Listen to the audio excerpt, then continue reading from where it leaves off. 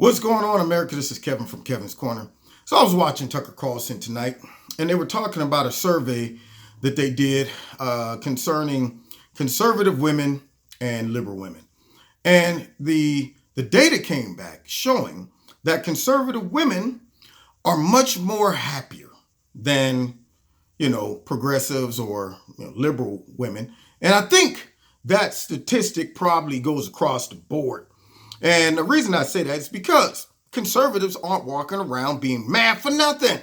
We have the mental capacity to gauge the difference between big problem and little problem. We're able to say, you know what? We'll be a lot happier if we live our lives minding our own business and not waking up every day in search mode, trying to find a problem to be mad at. I mean, how can you live a peaceful life as a progressive or a liberal? Because the whole concept of liberalism is we got to fight against the system, man. It's broken and everybody's against us, man. This is injustice. Well, what happens if you finally conclude that there's no more injustice? You run out of problems to solve. So now what you do, you create problems. Think about all the problems that liberals have created in the last, 30 years or so that really aren't major problems. First things first, they created the problem of illegal immigration, which we've always had people coming across. But once they got the idea that they can bring people across the border, possibly get them in to vote liberal, vote Democrat, then it's like, you know what, let's leave the problem. Let's increase the problem. Let's make it a huge problem. But then we'll use the fake notion of only reason y'all trying to stop them is because of what? Injustice. So now you got a lot of ignorant people who have fallen victim to this manipulation, and they're walking around just feeling as if the average American who disagrees with open borders is a big fat racist, and they got to fight against it. Now they're fighting an unnecessary fight. Guns, gun control, another one. Not a problem. I mean, there's more people getting shot with handguns all over the place. But a whole bunch of liberals aren't protesting and whining and trying to push legislation to deal with the guns in the inner city. But they get these ideas downloaded in their head from people on the left in Congress and the liberal media, and then they adopt it, and now they're unhappy.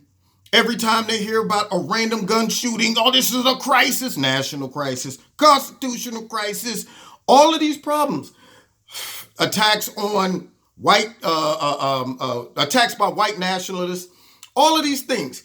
There isn't an abundance of attacks by white nationalists. All of this so-called racism, now it's called systemic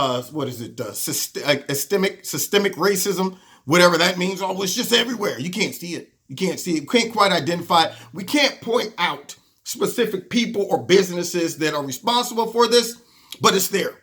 And anytime something pops up that we don't feel is right, we're going to just throw that title on it. That's systemic racism right here. That's very convenient. So you live your life getting up every day saying, let me find sexism. Let me find racism. Let me find homophobia, xenophobia, Islamophobia. Let me find something to be mad about, or else I don't feel good about myself. It makes me feel like I'm doing stuff. All that is busy work. I hate to tell them that.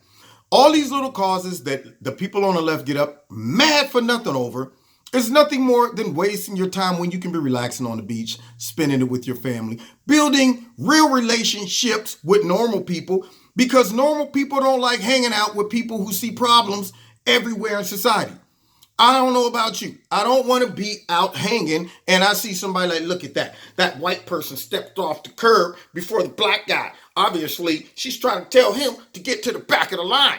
It's unbelievable. And I'm thinking, no, the black dude was chilling and didn't see the light change. But okay, how long could you take that? I don't care if the girl looked like Lonnie Anderson. See, I'll take y'all back on that one.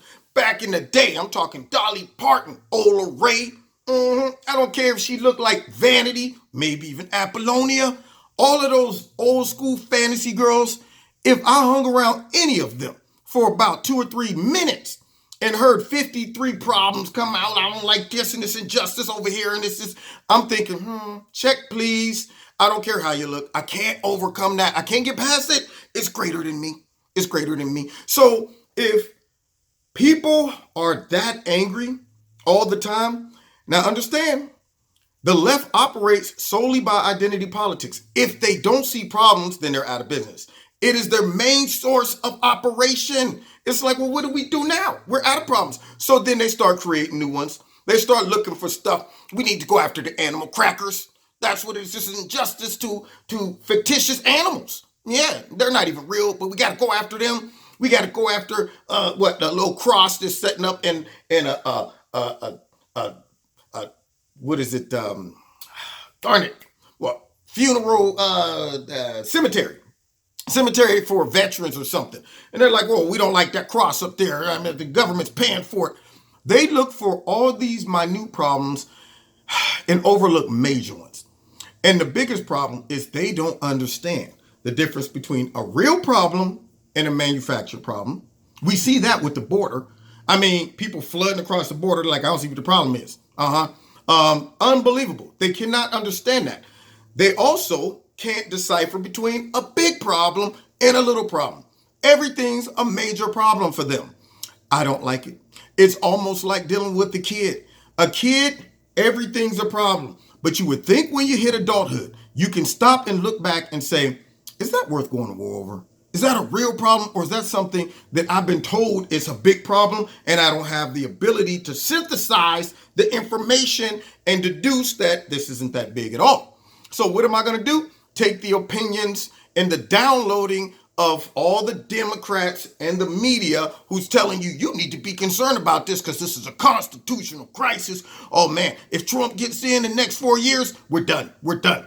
Whereas conservatives are walking around saying, what is the problem? And also, we're not going to waste our time protesting every little thing that pops up. You know what we do?